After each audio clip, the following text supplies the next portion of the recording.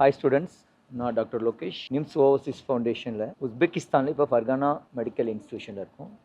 நம்மளுடைய டாக்டர் அப்துல் கலாம் நாமக்கல்ல இருந்து இங்கே படிக்க வந்திருக்காரு.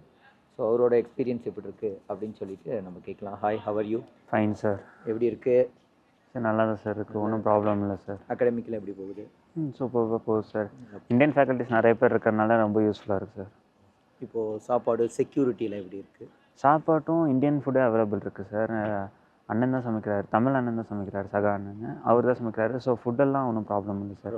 இந்தியன் ஃபுட்டெல்லாம் நல்லா இருக்குது சார். செக்யூரிட்டியெல்லாம் நல்லா தான் சார் இருக்குது. செக்யூரிட்டி இங்கே எப்போயுமே இருக்காங்க, போலீஸ் ரவுண்ட்ஸ் எப்போயுமே இருக்கும். ஸ்டூடெண்ட்ஸ் இப்போ நம்ம ஸ்டூடெண்ட்ஸ்க்கு செக்யூரிட்டி வைஸ் எப்படி இருக்குது? இங்கே லோக்கல் ஏதாவது ப்ராப்ளம்? இல்லை சார், லோக்கலில் எந்த ப்ராப்ளமும் இல்லை சார். ஆக்சுவலி ரொம்ப பீஸ்ஃபுல்லான பீப்புள்.